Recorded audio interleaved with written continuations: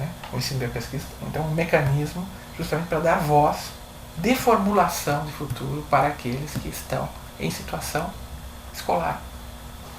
E necessariamente, por isso, uma política linguística para que essa voz seja dada na língua que gera esse tipo de conhecimento e esse tipo de concepção. Sem isso, você corre muito risco de cair de novo numa ocupação conceitual e semântica por parte da língua colonial e não dar o salto de gerar um conhecimento, como temos visto na licenciatura, das várias publicações que a licenciatura fez, e de como isso vai gerando uma autonomia de pensamento, de gestão do conhecimento e de formulação de projeto político. Então, se eu entendi bem a tua colocação, o grande desafio de uma ação de educação é conseguir conjugar esses três aspectos que você falou, princípios básicos nos quais deve se apoiar uma produção de conhecimento, a cultura própria, através da língua, como se enfatizou, um dos elementos da cultura, uma metodologia específica de ação que valorize a participação ativa, ensino via pesquisa, tendo como objetivo final um projeto de futuro, quer dizer, cultura, uma metodologia integradora, participativa, ensino para pesquisa, um projeto de futuro. Tá, legal, entendido isso.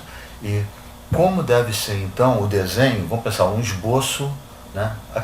O que deve ser o esboço de uma continuidade da ação, eu ia dizer uma ação continuada, mas uma continuidade de ação da licenciatura indígena no Alto Rio Negro, pensando ela enquanto graduação e pós-graduação. Qual é o desenho que hoje, depois dessa longa experiência, Piraiauara, magistério indígena, licenciatura indígena e essas tuas experiências outras em termos de educação intercultural, qual deve ser o esboço de uma ação de graduação, licenciatura indígena no Alto Rio Negro e aquilo que a gente vem pensando mais recentemente, e você também participando disso, de um mestrado que venha nessa perspectiva de um projeto de futuro para esses povos?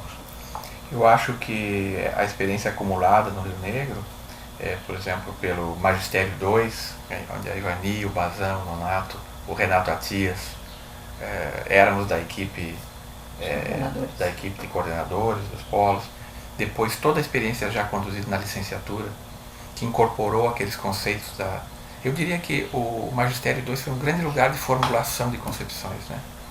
Houve muitas concepções que a literatura aproveitou da concepção do Magistério 2, que finalmente não pôde se realizar. Foi transformado num modelo tradicional de novo e perdeu a sua transcendência de ação política.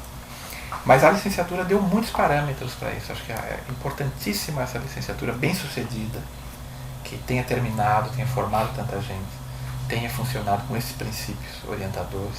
Acho que essa é uma experiência valiosíssima, que muito poucas instituições têm.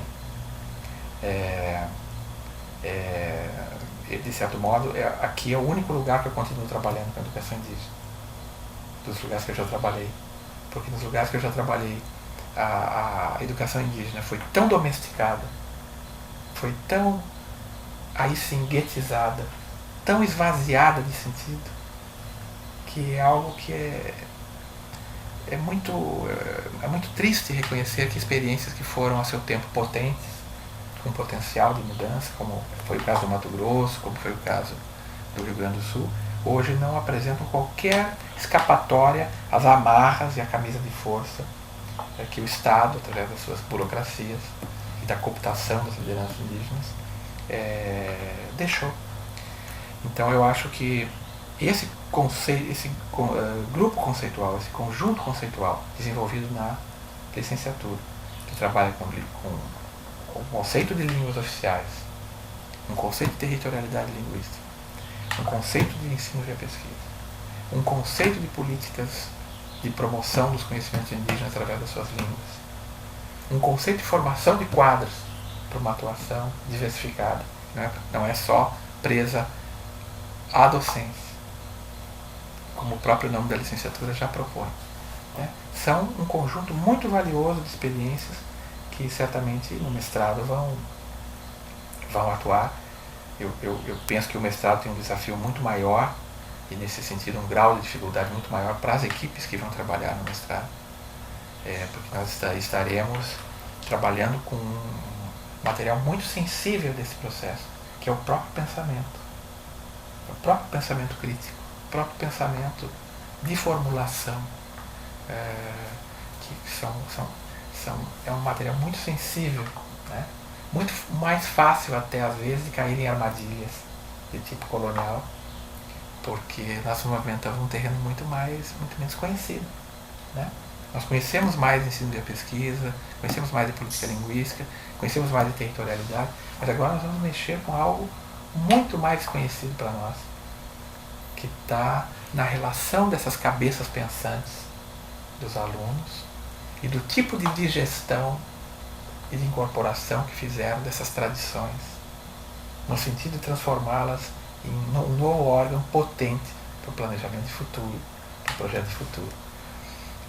Então precisamos estar bem preparados para esse novo momento, porque acho que o nosso desconhecimento sobre os modelos indígenas de geração de conhecimento é muito maior. E nesse sentido precisamos nos ancorar com uma nova rede de conceitos que nós não temos ainda, e que talvez esse grande seminário em que estejam envolvidos pensadores que têm refletido sobre isso, mas também intelectuais indígenas que tenham passado historicamente por esse processo da licenciatura, possam nos ajudar a projetar para o futuro. Eu vejo que a UFAM está fazendo um esforço pioneiro, um esforço pioneiro no Brasil, das coisas que eu conheço em termos de educação indígena, ou de educação com o viés de reconhecimento da etnicidade, das diferenças culturais, e nesse sentido merece uma boa divulgação, o estabelecimento de parcerias e de aliados. Certamente há muitos aliados nesse processo que gostariam de participar e dar a sua contribuição, e outros povos indígenas que gostariam também de participar. Acho que esse viés de pioneirismo vai se prolongar para o mestrado, ao mesmo tempo que se continua a experiência da licenciatura, que é fundamental, dado que, por exemplo, o magistério não pôde ser continuado. E a licenciatura é o grande momento, então, em que as pessoas que vão atuar têm essa oportunidade de estar juntas, de estar num contexto em que as suas línguas são línguas de instrução, não são apenas um enfeite no processo de produção do conhecimento. Então, um balanço geral da nossa conversa, e mais do que da nossa conversa, da tua fala, será que dá para que eu saia daqui com uma visão, um entendimento de que a tua crença, mais do que crença, não é crença, a tua convicção, convicção empiricamente fundamentada é de que a educação não é necessariamente um processo de assimilação, de aculturação. Ela pode ser um elemento de promoção da autonomia, de fortalecimento de um projeto futuro autônomo. Sem dúvida, sem dúvida. Sem dúvida. Eu acredito que a educação, com todo o risco que ela coloca, com todo o perigo de ser um processo colonialista, que é o normal, né? Dentro da ideia de que a educação e a escola são aparelhos ideológicos do Estado, mas para além disso, sempre me pareceu viável encontrar as frestas no sistema, as brechas no sistema, e transformar o sentido desse sistema. Porque o que é uma educação como, digamos, para superar esse problema? Em que situação nós teríamos a possibilidade de ter um grupo junto, pensando, de maneira continuada, com a logística garantida e com possibilidade de transformar isso em produtos que terão o seu percurso e a sua história, como os livros, como os filmes, etc. Em que situação nós teríamos uma ambiência tão adequada para formular um pensamento novo, né? E para superar esse colonialismo do sistema? Então acredito sim que é possível, é viável, mas demanda uma transformação sistêmica no modo de fazer, metodologicamente falando, no modo de instaurar os alunos como autores, de dar palavra aos alunos e, portanto, de encontrar um tipo de professor que não é um docente da docência enquanto exposição, mas que é um parceiro e um organizador de um processo de pesquisa do qual ele é mais um no conjunto daqueles que estão produzindo conhecimento. Reconheço que é muito difícil esse processo, não só em função das imensas amarras burocráticas que a universidade coloca, ou o sistema educativo de modo geral, mas em função da própria formação dos docentes.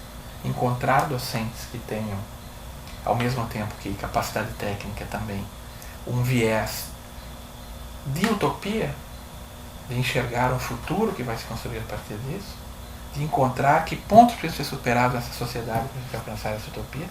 Não é muito fácil encontrar essa conjunção, né? Por isso que a gente precisa estar sempre correndo atrás de encontrar aliados, encontrar parceiros, porque desses professores também depende uma boa parte do sucesso do empreendimento, né? Agora, se considerarmos hoje, 2013, em comparação com o momento que eu comecei a trabalhar em educação escolar indígena, que foi em 1991, muita coisa mudou positivamente. O país fez um percurso muito interessante, não só o Brasil, né? O mundo todo está fazendo um percurso interessante, uns mais rápido, outros mais devagar, e nós não devemos perder essa oportunidade histórica de dar essa contribuição e de estabelecer aqui talvez parâmetros que venham a se tornar muito mais permanentes, muito mais gerais, e possam conduzir a um país também muito mais diverso, justo, rico, porque reconhece muitos mecanismos diferentes de geração de saberes, muitas comunidades de saberes diferentes através dessa conjunção.